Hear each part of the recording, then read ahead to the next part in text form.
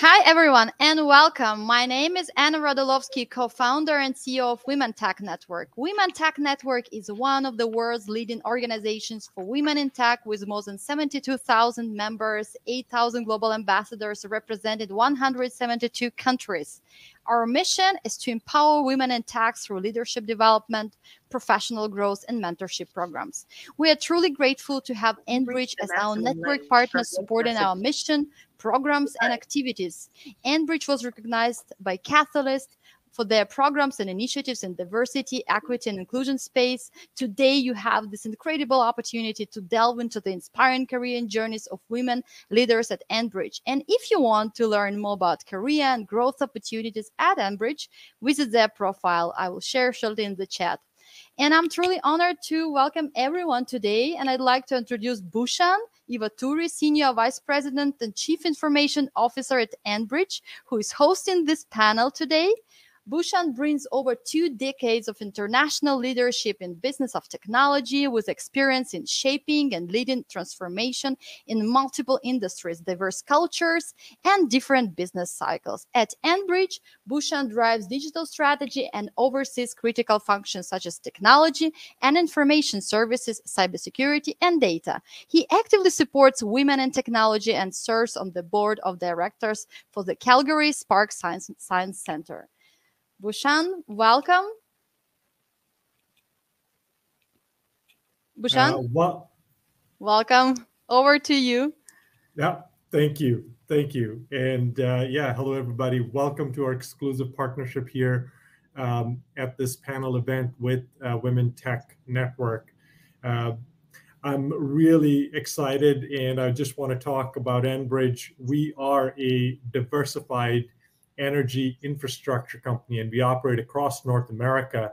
Our values include safety, integrity, respect, inclusion, and we are striving and constantly achieving higher performance. Now, we do aim and make a positive difference to the communities, to our economy, and to the society. And as an industry leader, we take quite responsibly our corporate citizenship as well as the role of an employer. So with the opportunity today, I'm really delighted to host this panel. I'm also very fortunate and excited to welcome a panel of leaders from Enbridge who will join me. So today's discussion is going to really center around the career journey and the experience of some of these women leaders at Enbridge. Very honored to have these outstanding colleagues join us in exploring the many facets of women who are at the intersection of energy and technology. So I'll get the discussion going with a few questions for our panel, and then we will open it up to questions from the audience. So without further ado, it's my distinct pleasure here to get to go through the panelists, and we'll start with a bit of an icebreaker here at the top right. Ashley, do you want to kick us off? Sure thing. Yeah. What city are you joining us from? Yep. And something interesting about yourself. So I'm Ashley Clemens. I am the supervisor of maintenance planning for the Great Lakes region. I'm joining you from Cherville, Indiana, which is not too far from Chicago, Illinois. And I guess the interesting fact is I was once a certified welder.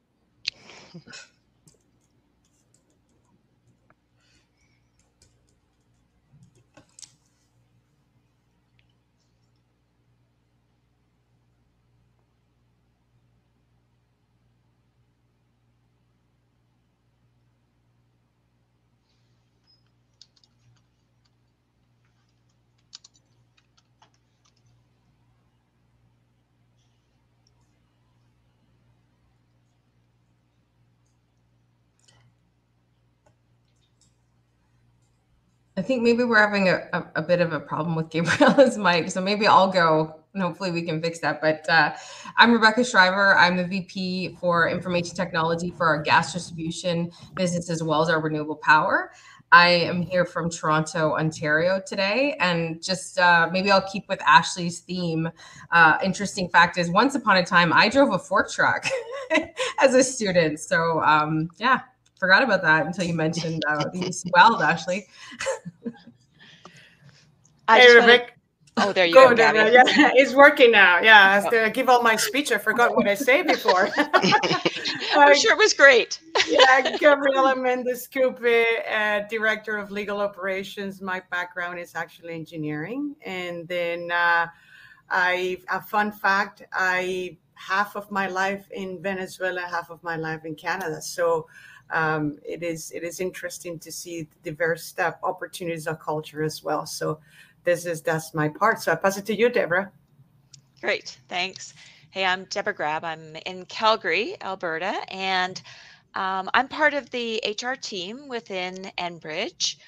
I don't know that I was ready for the interesting fact question, but I'll share that I grew up on a dairy farm. And the reason I was thinking about that just in the last couple of days is because, you know, when you grow up in a farming community, there tends to be pink jobs and blue jobs. And I remember thinking about that in relation to our conversation this morning. Maybe the other interesting thing is I hate milk. You grow up on a dairy farm, you don't drink milk. Diacola. Yes, hi everyone. My name is Diacola, and I've been with Enbridge for about 6 years. I work in the technology information systems area as a business relationship manager as well as product owner, supporting our liquids pipelines business unit.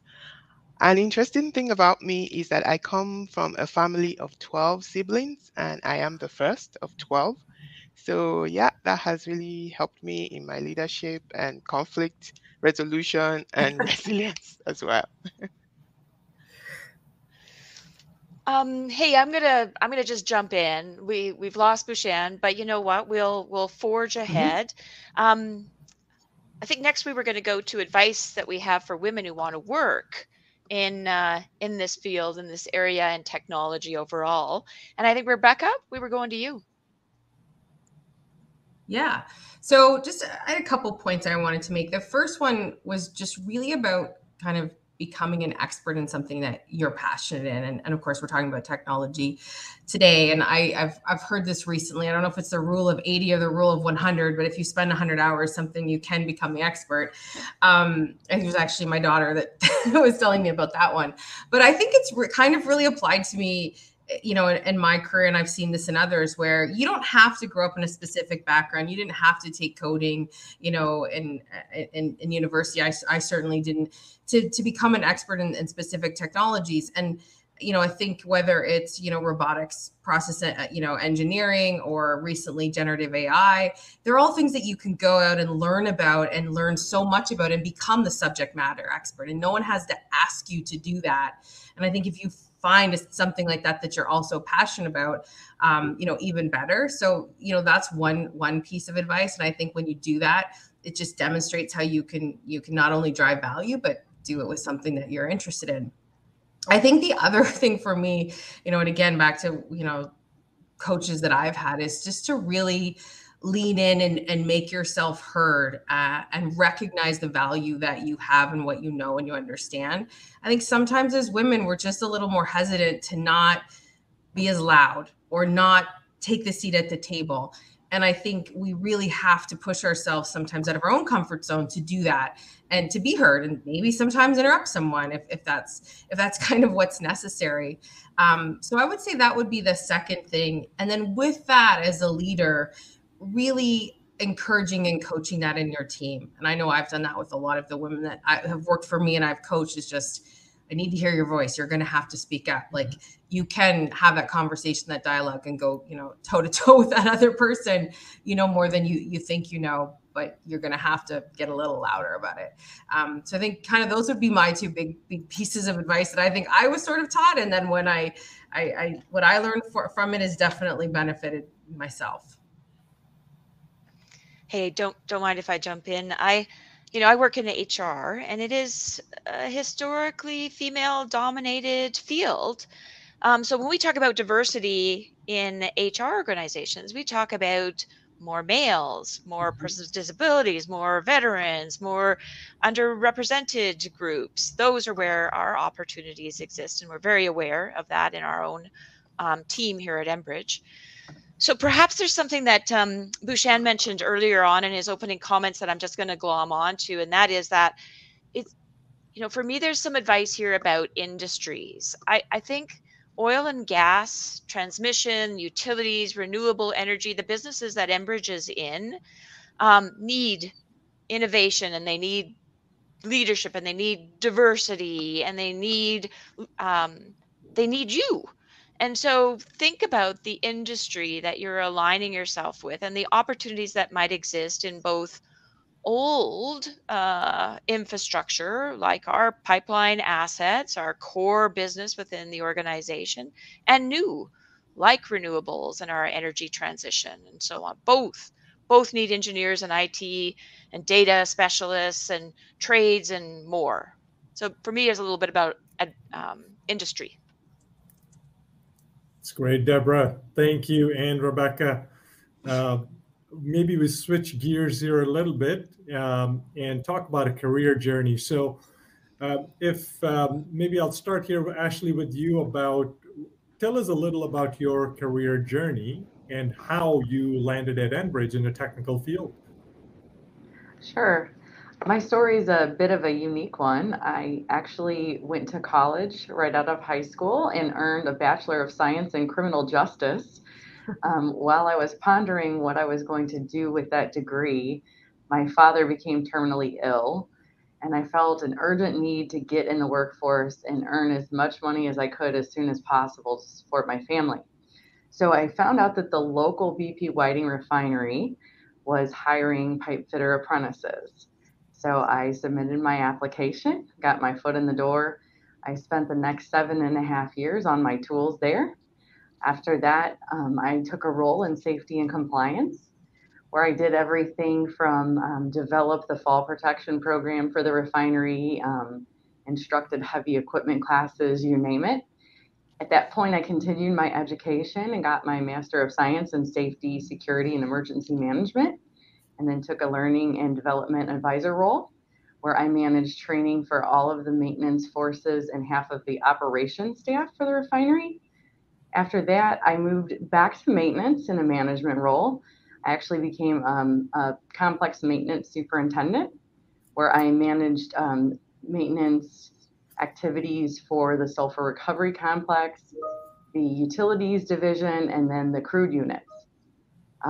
After that, I went on to become the maintenance execution superintendent for the refinery, where I had all 14 of the mechanical supervisors reporting to me, along with their associated crafts and contractors. After I was in that role for a while, I started kind of thinking, I've been in downstream oil and gas in the same place for 16 years, and I just wanted to see something new and see a different part of the business. And this wonderful opportunity at Enbridge was posted right around the time I was pondering my future. So I put my resume in. I had a phenomenal interview with my people leader and a few of my now colleagues, and I signed on to the team. I've been here a little over a year now, and I manage a wonderful group of people and have never looked back. That's great, Ashley. So glad to have you. And maybe Rebecca, if you can chime in. Yeah, so I started my career in supply chain, actually. Some of you may remember Nortel Networks that I'm old enough. So so I started an intern as well. I went to college. I went for a business administration degree. Then I went on to do my Bachelor of Commerce. That's what kind of landed me in Toronto. And I started working actually in supply chain and manufacturing. And I spent a few years there and found myself into technology, which I would have never really dreamt. through a big ERP deployment, which I think is what maybe many of us, how we end up in IT organizations. From that, I just continued to sort of take on, more and more. I would say I did a lot of solutioning. I feel like I will always sort of be, a solutioner at heart, regardless of where I landed in the organization. But a lot of solutioning, project management. Then I started to kind of take on application management and just sort of grow pretty organically through that, that team there. Then, I found myself wanting to make a change, and that's how I came to Enbridge in a similar role. But what I've loved about this role is actually being very much tied to the business units themselves. Before I was in very much of kind of a global enterprise organization, that's the way we functioned. So it's been kind of great to be still in technology, but, on the other side a little bit and very close to the business unit. It's great. So maybe we'll, Deb, while you ponder this question, I'll tee it up for you to go first. If you could talk a little bit about your experience working at Enbridge, and maybe more specifically, the progress that you have seen or you have experienced when it comes to diversity and inclusion at Enbridge. Yeah, I love that. So maybe the first thing that I'll hit upon is really got to do with our values. And lots of organizations, lots of companies have values. Lots of organizations and companies write down those values and communicate those values. What I love about Enbridge as an organization is we live those. They're not just words on paper. They are day in and day out, how we govern, how we work together, how we connect with our internal and external stakeholders, our shareholders, how we work with our communities. So that core and that connection for me to our core values is really important and very visible within our organization. That's kind of the first thing I'd like to highlight on. I think the second thing I would mention is we have a very well thought out diversity, equity, and inclusion policy, program, strategy. Again, all just really big words. What that does, though, is it shares with all of those that we work with how important this is for us and gives us ability to track our own progress. One of the things that we did last year is we did an inclusion survey. So we went across the whole organization and asked all of our team members to talk about how they felt in terms of psychological safety and belonging within the organization. And that was a wonderful thing for us to do, to be able to gauge, to be able to understand, to be able to reflect on. And we've got some great work going on across the organization to continue to build our sense of inclusion within the organization. That's good, Deb. And Ashley, maybe you can chime in a little.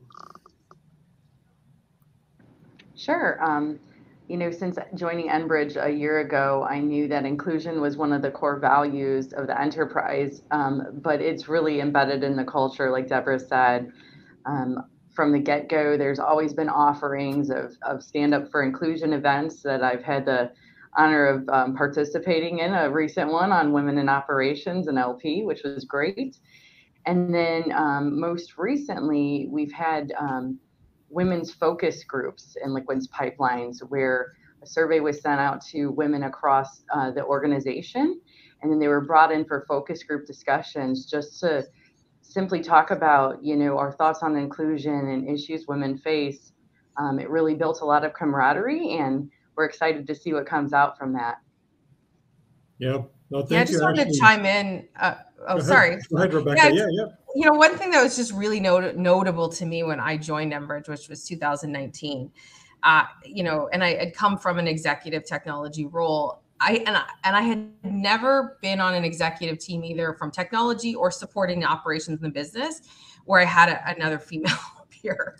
And what I loved about Enbridge is when I joined the technology executive team, there was 2 other female, which was fantastic. But then even in my executive teams reporting up through the business unit, it was 50-50 with a female business unit leader.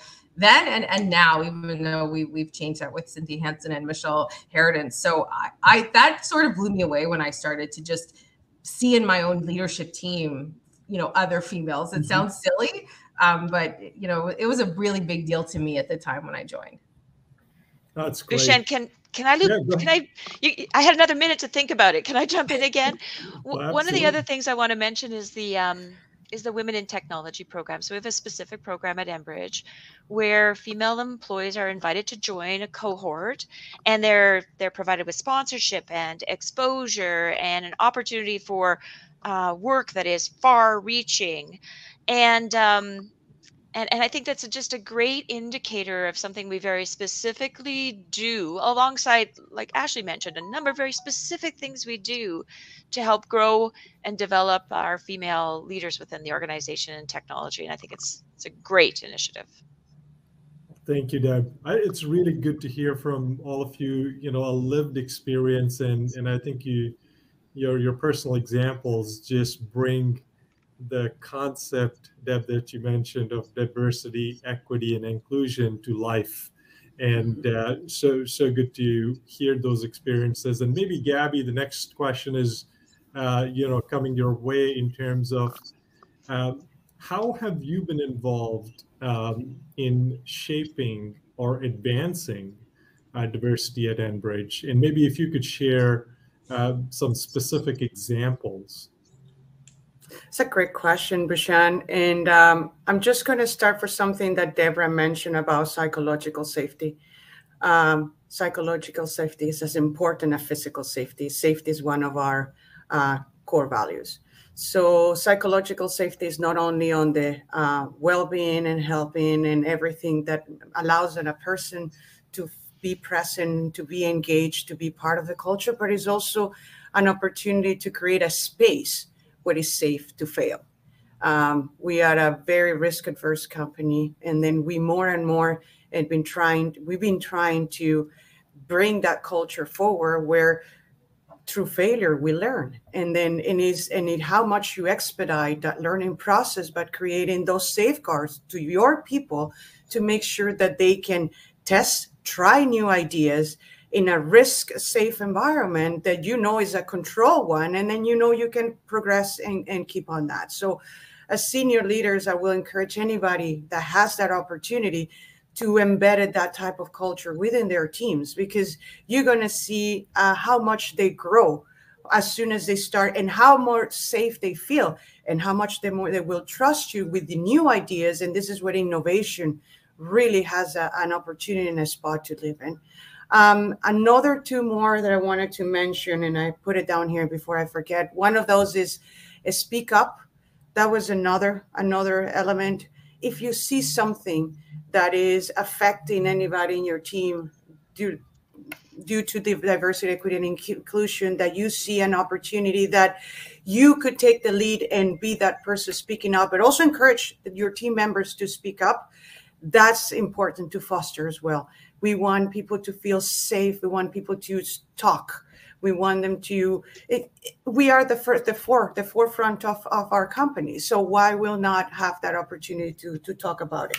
And the last one, and this was very important for me in my career, earlier in my career. I was a young engineer, and I had the knowledge and the experience, but I didn't have the confidence. And having a senior leader that gave me the opportunity to sit at the big table and talk about my experience, that created a quick shift in my career growth, and also on that confidence that, oh, I can talk, my ideas mean something. So now as a senior leader, we also have that opportunity now to build that sponsorship. So where we see that talent, when we see that opportunities that on people and potential, push them, mentor them, coach them, sponsor them. There are a lot of things and conversations. And so another senior leader told me, once perception is reality. My team members know this. I say it all the time. Perception is reality. So you as a sponsor has a responsibility with your team members as well. That's great. Very insightful, Gabby. Maybe Diacola, Yeah. if you can chime in on this one as well. Yes, yeah, definitely. Enbridge has so many employee resource groups that advance, diversity and inclusion. And some of those are women groups, like the feminine group, like the women at Enbridge. So the feminine group, for example, last year, put up a program for high school students just to encourage them towards careers in STEM, and I was a mentor in that program. And it was a great opportunity for me to uh, help these girls to be able to see that they can actually have a career in STEM, and to help them, motivate them, and advise them on how they can go about that. Because as we all know, boys tend to go towards STEM more than girls. So that's one thing that I participated in. And also another good example is the Let's Talk group that the Edge employee resource group puts together. This is a group of ethnically diverse employees at Enbridge, and we just meet once every 2 weeks and talk about really deep topics. It's a just like Gabriela was saying, it's a psychologically safe space for everyone to talk about really important issues that impact diversity and inclusion. And like everybody has said in Enbridge, the senior leadership is very invested in diversity and inclusion, and I'm very surprised. Like Bushan's senior vice presidents are, in these meetings talking about these issues with everybody, and it's a way to foster understanding between employees and diverse kinds of people, and it promotes a good working environment, and I believe it's very valuable to Enbridge. That's great, Diacola. I think just across all of your examples, Deb and Ashley, Rebecca, Gabby, Diacola, it's fascinating to hear the specifics, be it your personal lived experiences and or the examples of the various forums that we have at Enbridge, and specifically for not just women, be it feminine, be it women in tech, be it women in leadership, and many other programs, but also really for allies in all facets, including forums where we have a safe space for a conversation. It's great to hear these, and just to continue maybe on the thread. And Diacola, we'll start maybe with you while you reflect on this question around challenges. So what kind of challenges have you faced in your career journey? And being a person who has a diversity, both gender or otherwise, and uh, from a standpoint of how not just the challenge that you faced in your journey, but also how did you overcome some of these challenges? Thank you, Boshan. So yeah, one of the challenges I faced was, just the challenge of finding my visibility and finding my voice, at the table. And I know Rebecca mentioned something like that too, and finding confidence, to be able to be a contributor to the organization or to the team or to the group that I'm working with. And to overcome that, I've learned to take opportunities to volunteer, like just raise my hand whenever there's anything to be done. In terms of, we have a lot of communities of practice, promoting different practices within the organization. We have this kind of events where I can volunteer and just you know put myself out there and also improve myself as well. Like I've taken up opportunities to improve my personal and my professional skills. Taking up some public speaking trainings, some certifications and things like that, just to improve my value to the organization, so that I can be recognized as somebody that brings value uh, in the teams that I work with. And another struggle that I faced is, just the struggle to get, leadership opportunities. But in that wise, I've worked hard as well, just to show myself as being valuable to the organization, and also, you know, I've taken advantage of many of the Enbridge programs that we've talked about, like the Women in Technology. I was part of the Women in Technology last year, and it was a great opportunity for me to just be exposed to leadership, to different areas of the business, to different people, because to different women who work in different areas in technology, and it was really a confidence and leadership boosting experience for me.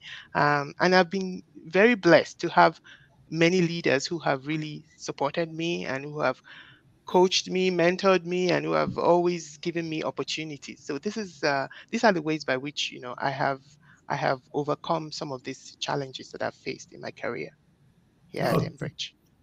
thank you, Diakola, for sharing. It's never easy, but it's very real. And I really appreciate you sharing your personal challenges, but also your tips and tricks on how you have navigated and overcome some. And Gabby, would love to invite you to share your thoughts on this topic as well.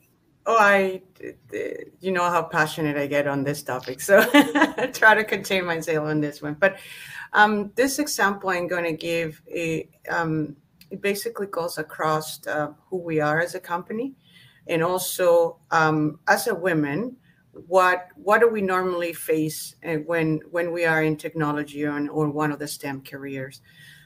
Very young engineer again. I've been sent to a location for a field operations where there is an emergency response, and I've been put in a position of leading a group. Normally, as a woman, and this is the situation that I would love to change, and I think we all have a role in this.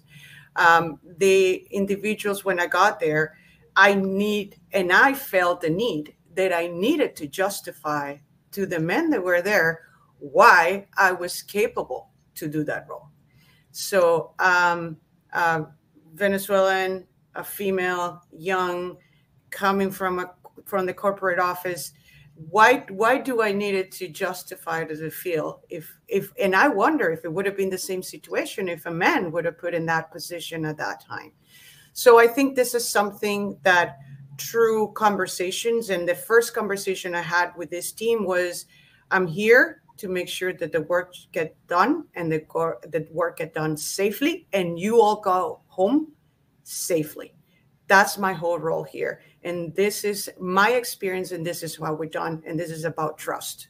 So we all working together. That's the value on integrity and the safety and respect, that people will listen to you. But the justification, and this is just an example, and I know many women that in this call have gone through one or two examples like this, that you have felt the need to tell your story and show your expertise in order for somebody to listen to you or to take you seriously. So more and more, I'm in the legal department currently, and we're doing a lot on the legal department. So Ian and I, there is a committee. We showing to our team members what's happening, not only at Enbridge, but in the industry as well. So we're bringing speakers coming in. We're trying to show them, so that unconscious bias that does exist, we all have unconscious bias. Where do we sit? Are we aware of them? I was even in shock when I did the test and I found out my own. I even felt disappointed on myself what my biases were. But it's the reality, is understanding who you are, where you lean towards to, and learn from other experience and then speak up. The last piece I want to bring is that I see more and more the diversity and inclusion becoming not just a trend, but really an embedded piece of our culture. And that's what I would like to continue to see. Is not a buzzword. It should be who we are and should be who identify us. And I'm really proud to be on a team where this is like a ground foundation. And then I see the people, how they take it from. And I would like to see that consistency all across the enterprise. That's great, Gabby. Anybody else who'd like to chime in? If not, or while you're thinking about that, I'd invite folks on the audience here to ask their questions in the comment section. Bushan, can I jump? I don't know how to put my hand up in this new tool, Like this. but I'll do this. That's Yeah, right. yeah, good old fashioned way. You know what I was thinking about? I was thinking about our responsibility as parents and I know there are many moms and dads on the screen right now and in the audience, I am sure. And I was thinking about, the responsibility we have in our children embedding the values, but also sort of guiding and encouraging that voice, that exploration, that opportunity, that whatever that looks like. And I think that's a really important, we're not all work. Here we are talking about our jobs and our company, and we're all very proud of that. But we're also home and life, and so it just got me thinking about how much influence and impact we're able to have through our own children and communities. That's great, Deb. So maybe I'll tee up this question as I was looking through the comments. The benefit that each one of you have shared is experience, right? And you've gone through, had the experience of working at different companies, and of course, a very rich career. So with that, now, having that benefit, what kind of guidance would you give to somebody, especially a woman who's entering the workforce today? Some things may have changed, some things may not have changed, but what comes to mind? What would be your guidance to someone entering the workforce today? That's a jump ball. Anybody can feel free to. I don't know if it's well to women, but maybe to anyone. I think, and I think at Enbridge we have started to take this very seriously. It's just moving around the organization. That I think when I started working, the view is like, you stay in one organization and you kind of move your way up, and it's changed so much. Where I think that the value of diversity around the organization and being in different business units, whether it's a shared function or in technology or in the business unit, is so valued. And you see the people that have done that and what they bring to the table. That would be one of my biggest pieces of advice as well to anyone entering the workforce, is just to, get as much experience cross-functionally as you can, and don't be so bound by the upward projection as just understanding all the components that it takes to run a business. And I would just add to what Rebecca has said, because, we all know how technology is huge today. And I've heard the saying that every company is a technology company today. So I would say if you're entering the workforce, just be ready to embrace technology and also to constantly learn, because everything is changing so fast. Like I think to myself, like, Google, the first time I heard about Google was 2004. And that's not even 20 years. And look at all the change that has happened already. So yeah, we are in a very fast changing environment, and you have to just be ready to constantly learn. Shan, I would like to add on that, because I put some notes on this particular area, and something that I was just coming from a conference, and we were talking about the importance of branding and understand who we are, especially when you entering a new organization or a new group. Even if you move from liquid pipelines to gas, or from a corp to another sector within the enterprise at Enbridge, you need to understand, one, what the business is about. So you need to come prepared. This is not just like uncommon. So because you need to build your brand. And when you bring your brand, you need to come with expertise as well of how can I translate and how can I transfer what I have learned in the past into the needs and requirements for this business as well. That builds your brand. That builds you who you are, your professionalism as well, right? Also, you wanted to add in there, you want to become visible. You want to let the individuals to know who you are, what you're good at. And the only way to do that is to also reflect on yourself, who is in your network. Your network is not only all the way up, is who are your peers, who are you working with? Because there was a very good comment on that conference. It says that I feel like the mafia person. It's like, I know a guy, I know somebody of another person that knows that, so that connection always creates that visibility that at the end of the day also help you. And again, this is not only women or men, this is for everyone. Diversity and all, it applies for anybody coming new into organization, is understanding them, getting them to know you, and also build your network base as well. That's great. Thank you. All right, we'll take a question here from Faiza Nasir. And Faiza asks, being a mother, how do you balance work and life? We're all smiling. Who wants to go first? I could chime in if you like. Go right at it. Yep. Okay, so I'm a mother of three. I had all three of my children during various points in my career, and I had this odd situation where I tended to get promoted after my maternity leave. And I'm like, why are they doing this to me? Because I'm learning to take on another child and I'm learning a new role. But honestly, I joke around with one of my colleagues that if you want somebody to get in there and get it done, send a mom, because your skills translate to both sides, and it just makes you such a much better mom when you lead in the corporate atmosphere, and also a better leader in the corporate atmosphere because you're a mom.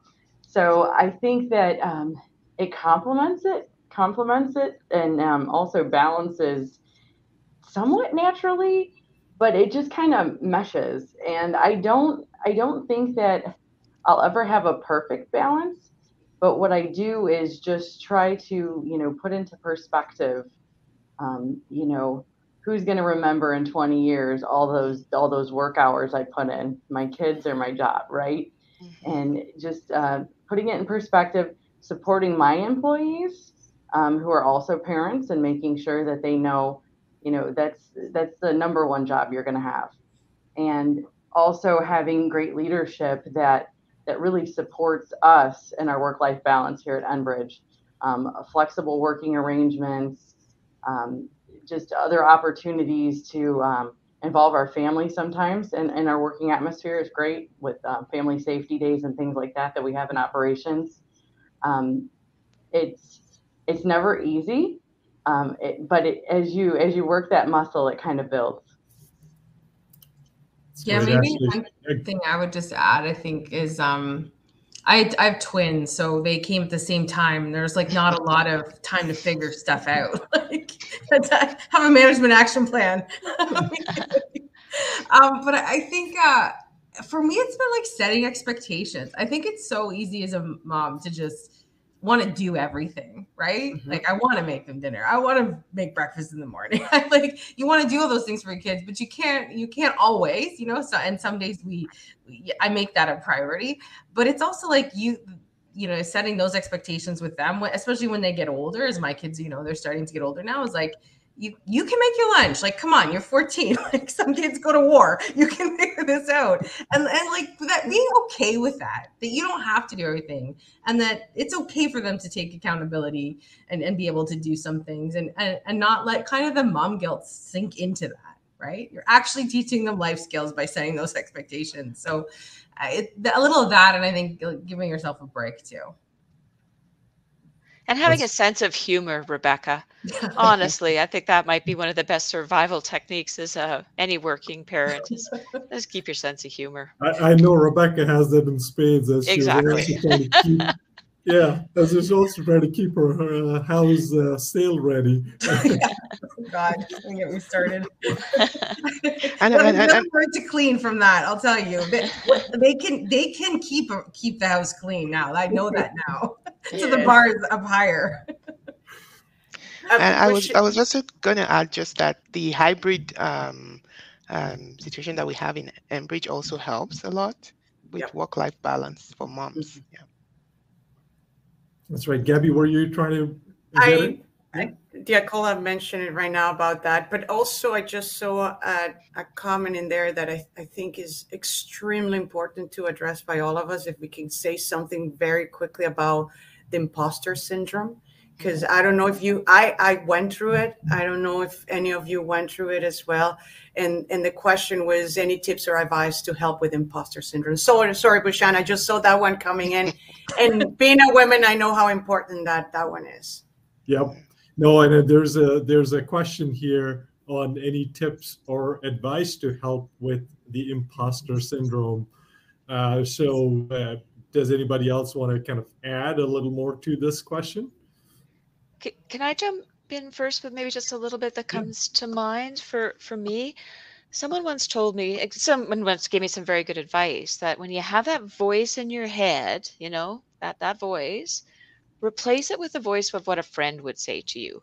What would a colleague say to you in this moment? And that has been some of the best advice I've ever had. If you can take that voice and go, wait a minute, what's that? Oh, what would this person say to me? Or what would that person say to me? And make that replacement, it changes your mindset. That's great.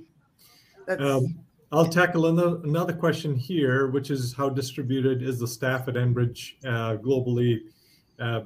We are across North America and many different locations. So the big locations where we have most of our employees are in Edmonton, in Calgary, in Canada, in Toronto, in Chatham, Duluth, Superior Region, Houston, Texas, of course, and then a number of field locations, some small, some large, including some very complex critical infrastructure like the terminals. So a very spread and a diverse set of locations, an opportunity for everybody there. So while we'll switch gears here, and there's another question along some of the lines that we'd asked, but and it's more specific, being a young woman in the corporate world, what advice does the panel have to build courage and expertise?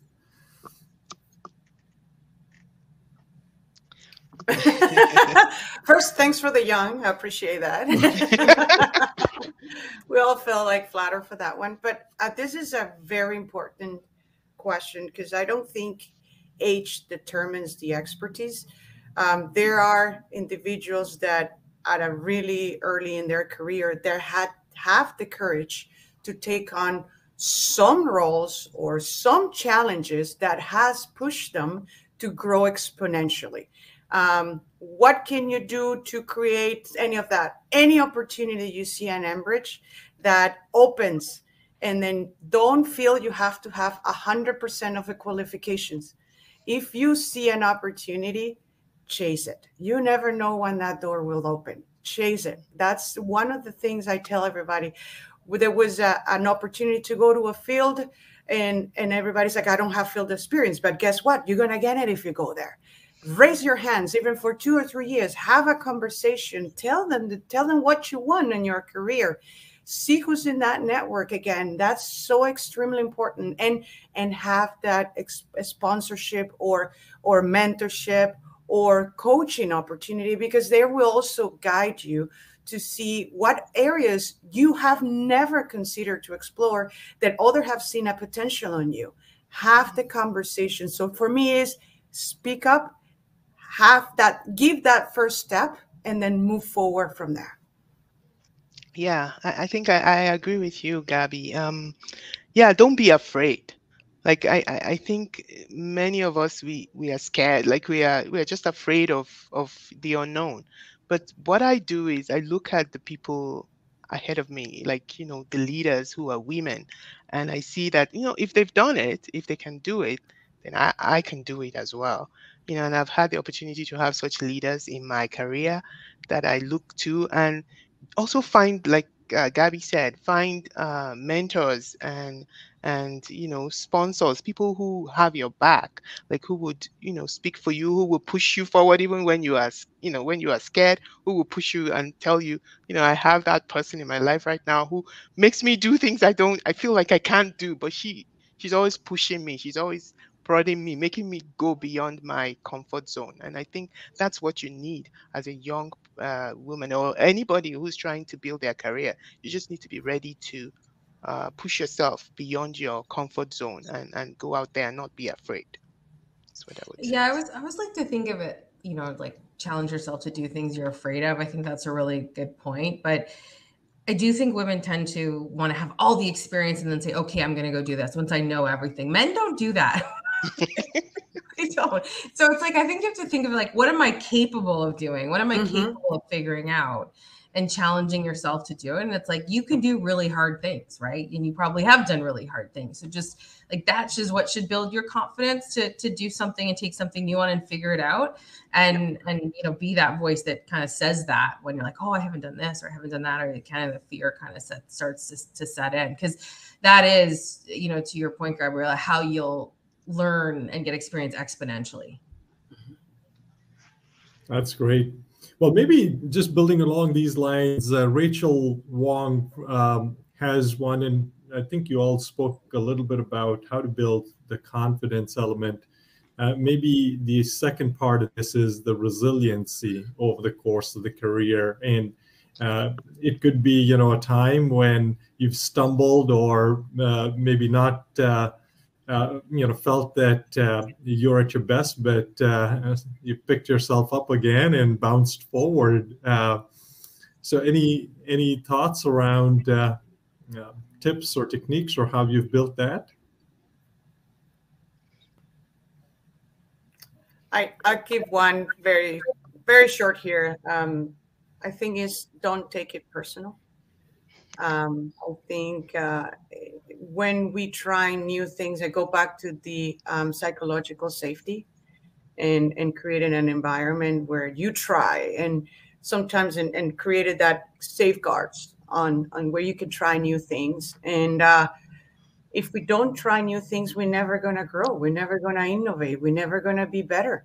So unfortunately, and I say unfortunately, is because that culture is not embedded yet in our company. I think there are pockets of that. What you do with Shani, your team, what Ton does with the lab, with the whole TIS and innovation SBO is try to encourage that and create those safeguards, because when you hit one, you're gonna hit it really hard. But how many ideas need to come to get to that point? And this is something that we need to continue to pick up ourselves up, learn. We need to learn from those experiences and apply those learnings to continue to move forward. So I think that's something that we should all embed it within our cultures. And I think Rebecca also mentioned it, the rotation. Like that will build resiliency. Like if you are going to have your career over like multiple decades, then it it will help you to move around and do different things and experience different areas of the business. And that's great at Enbridge, because that is actually possible. Like in the BRM, in the business relationship management area, you can actually move. I was working with the corporate services before, so I was learning a lot about supply chain, legal, and all that. And then I moved into liquids pipeline, which is like learning about the core business of transporting crude and all that. So yeah, moving around helps you to be to last longer in your career, I guess. Yeah. Can I just add one? I just want to add one thing here. We're talking about speaking up, and we're talking about finding voices and so on. I think one of the best ways of doing that is perfecting the art of asking questions. There's something in the ability about opening up dialogue, whatever the topic might be, that changes the conversation, that adds to learning, that gets you in the same place. You don't have to, it's not always speaking up about telling. Sometimes it's just asking some really good questions. So really perfecting that art of a good open-ended question has a really good place in a lot of places. That's great, Deborah. I'm sorry, Bishan, but this one is extremely important on, I think it's in the art of negotiation, going back to how do you ask questions. You always have to target the two pieces, the rationale piece, but also the emotional side. And this is what, if something on the rationale makes sense, but it might not sell it to the other individuals and the idea fails. So then evaluate, okay, why there was no buy-in on the idea. Asking those questions that Deborah is asking, find out on that emotional component as well, in order for you to then have a successful idea that has the rationale, but also have the emotional component in to get the buy-in in the next time. That's great. So maybe we have a chance for one final question here. And Salima Hemani asks, do you experience resistance when you are leading others? And how do you deal with it? Clearly, as those of on this panel, I think you shared some experience in terms of influencing kids, being mothers, but I'm sure you encounter resistance at work leading others. Yeah, thoughts? I can put my 2 cents in there. So the last few teams that I've led initially have been all male teams. And for most of those folks, I was the first female supervisor that they had ever had. And some of them were very transparent and said, you know, I don't know how this is going to work. I've never had a female boss. And I think that you just have to show up as your authentic self and appreciate the fact that you're something different and you're something new sometimes in that atmosphere. But, you know, over time, you build that trust and that relationship. And if you show up with integrity, I feel like the challenges start to dissipate. But, you know, never trying to be inauthentic, but just be real and admit that there might be a challenge or a difference, and you just work through it. So definitely all the time experiencing it, but it's nothing that's ever held me back. And I think with enough grit and the trust establishment, you get through. Anybody else wants to? I would say I don't know if the resistance so much, at least not in my recent history around, you know, leading as a woman, but I think we experience resistance anytime we're a change agent or trying to drive change, which I think most leaders at Enbridge and probably in many companies are all trying to do. But for me, like one of my favorite sort of thought leaders is Simon Sinek, and just always start with why. I find that that's never kind of led me astray as far as starting with why I'm trying to do something. And, you know, like he says, like people won't believe what you're doing, but they'll believe why you believe it or something along those lines. But I think just, you know, it's not so much a go do this. It's like, this is why we're trying to do this. And this is why it's important. And, you know, it's shocking how much just having that dialogue with people will move the needle for them if they kind of understand the purpose. I want to add another point on what Rebecca just mentioned, and so ask the question, and then the next piece is that come with curiosity, not with a judgment. Yeah. So you sometimes might feel there is a resistance, but might not be in there. So have that conversation, ask the right questions, and but go to that foundation. Okay, curiosity. What's happening? Why are we having this, and why are you feeling that way? And also the retrospective piece is like, how am I being presented to this person as well? So have that reflection internally as well. Am I behaving? Am I communicating? Did I give clear objectives in it? I have been in positions where I thought I was giving clear guidance to my team, and apparently I was not. And I was called, I had courageous people in my team and say, Gabby, you're driving us nuts because you want to do everything and that's not possible. And they say, okay, let's focus on something. So having that conversation, be authentic, be vulnerable. You are not a perfect leader. We cannot be perfect leader. We're human beings. So have that conversation, come with curiosity, not judgment. That's great. There's so many good questions here, of course, because they want the audience wants to mine the secrets of success from all of you. So the next one is along those lines with Catalina Bolton. A very good question. Even I'm very curious because these are tips for success.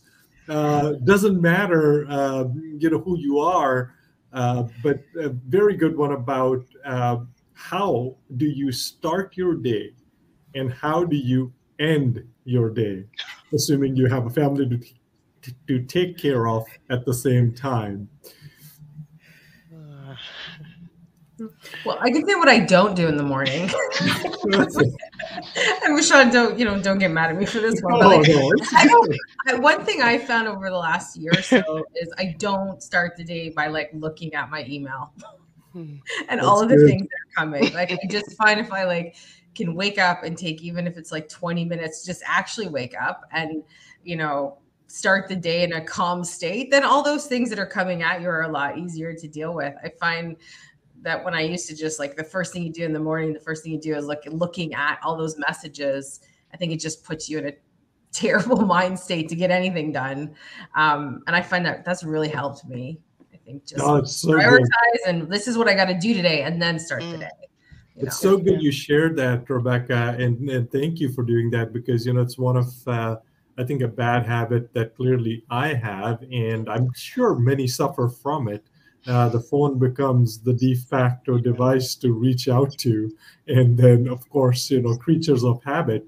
So I think what you share is super, I think it's one of those things we know, but hard to do.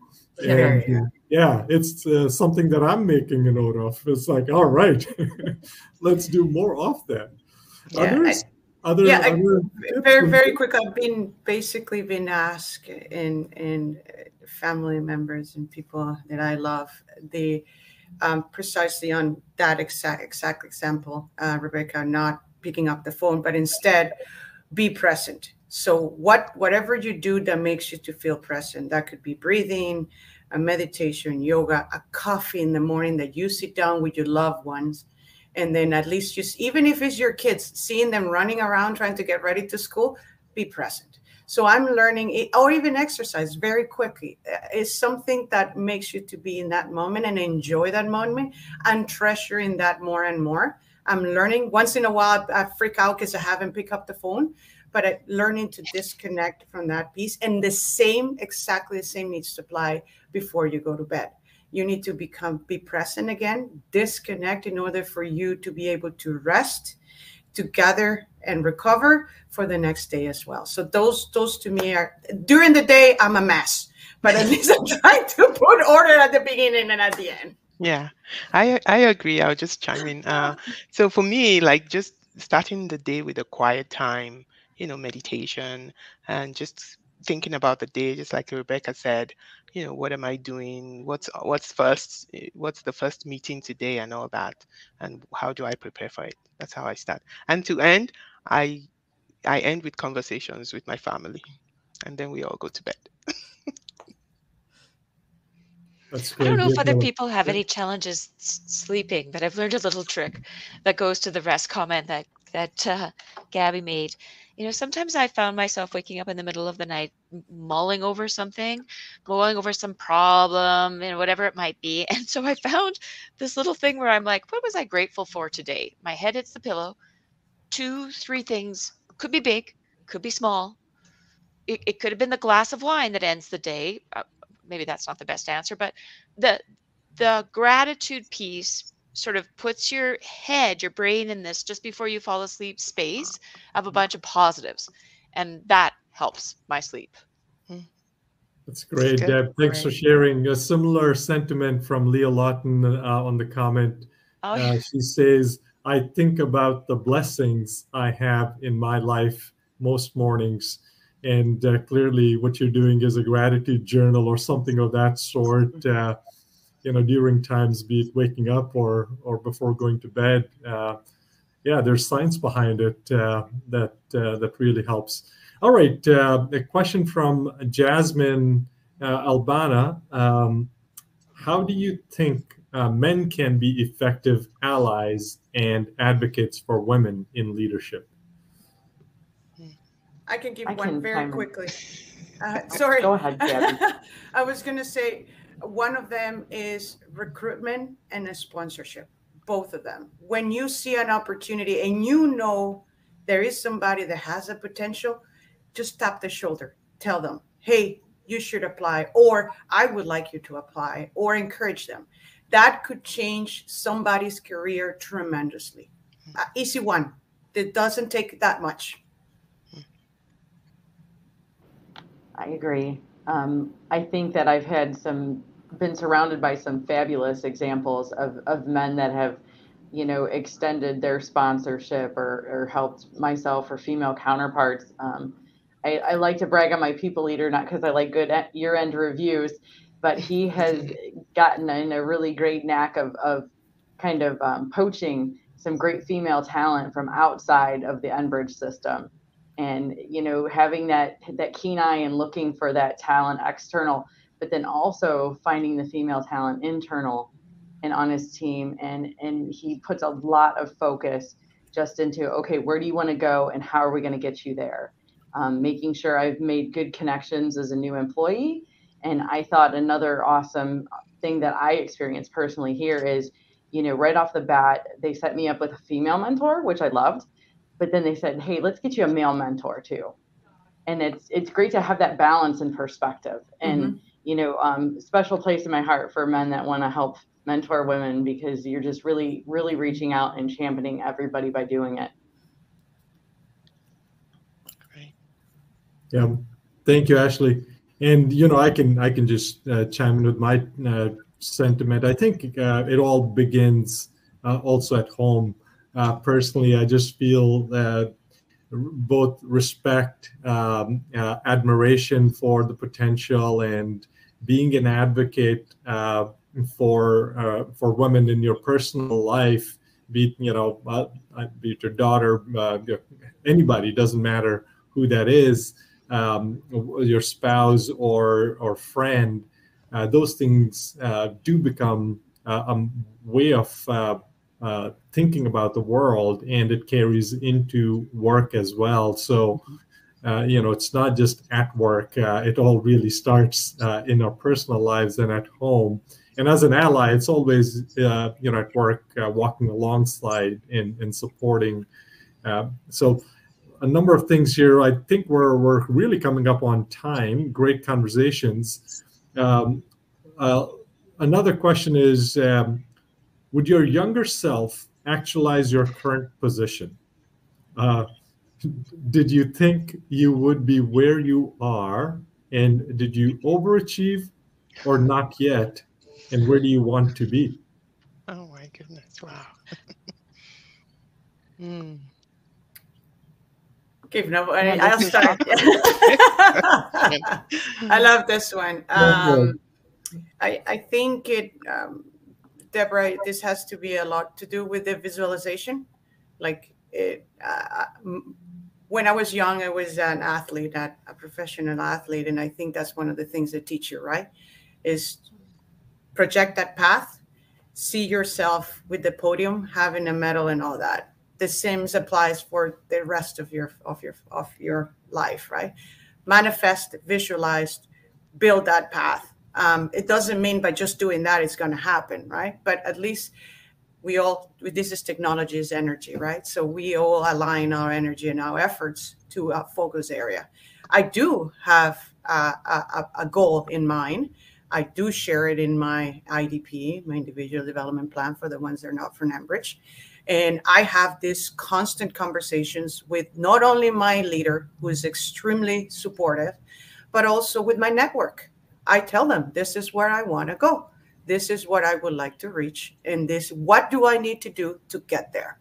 So have those conversations. Sometimes they're not easy conversations, because sometimes you think you're perfect, and sometimes you think you're the worst. Sometimes we are our worst enemy. But have the conversations. And I have seen myself where I am today, and I'm not there yet. I still want to continue to grow, and there's still so much more that I wanted to do. But there has been some deviations on the path, but the path and the journey is there, and that's what you need to enjoy. It's great. Thank you for sharing. Anybody else? Yeah, I think you never know where life is going to take you, right? You have the dreams, you have the hopes, and you never know where you're going to. I would never have thought I would be here in Canada on this panel, in my wildest dreams, but I am here. So yeah, I mean, like Gabby said, I haven't gotten to where I want to be, but I am grateful for where I am, and yeah, I would never have thought I would be here, but I am here. So I just got stuck on the younger self, and I kept thinking, I wish myself now could tell my younger self a few things, and that would have been helpful. I remember starting out in an organization where there were no female members on the board, no female members in senior leadership, no female members anywhere. And I remember thinking, wow, this is interesting. So I wish that I had a voice now that I could have heard back then. There might have been some other things that would have come up. All right. So here we are. Time's flying by. One last question. It comes from Chikoti Babasmensa. I hope I'm pronouncing your name correctly. And if I'm not, my apologies. The question is, what do you think are your best attributes that got you to the success you have achieved?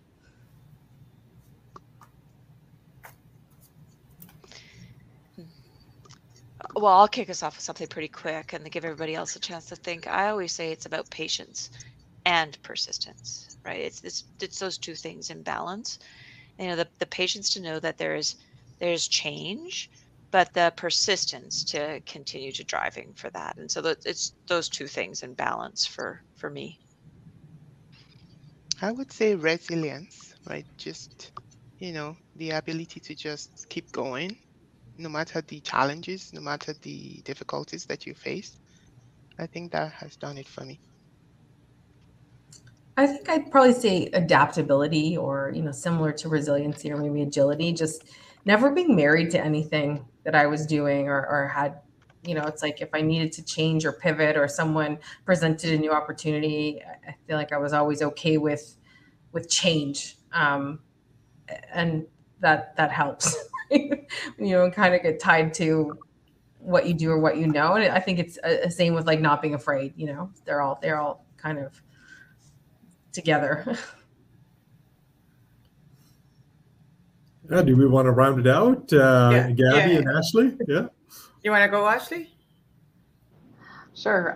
I'd say my biggest attribute is fearlessness. I'll try anything once. I think any experience is good experience if you learn from it. So I try to keep an open mind like that. It's great. That's great. I wrote some few in here. So my first one is empathetic. I think is one of the things that it builds my brand. Solution oriented or result oriented, reliable, available, and very professional. So those are the things it builds into my brand and who makes me who I am and where I am today. Fascinating. Well, I think that was just a great question to go around the horn. We're almost out of time here. So any last words or parting thoughts from anybody? I think, Bhushan, this is a great opportunity for all of us, not only because even for the people that is in the panel, we haven't had the opportunity to work together. So this allowed me to get better to know Ashley and Rebecca and Deborah. We have worked and Nicole as well, but within the enterprise as well, we get to see other females there in the organization that could see themselves reflected in our experience as well.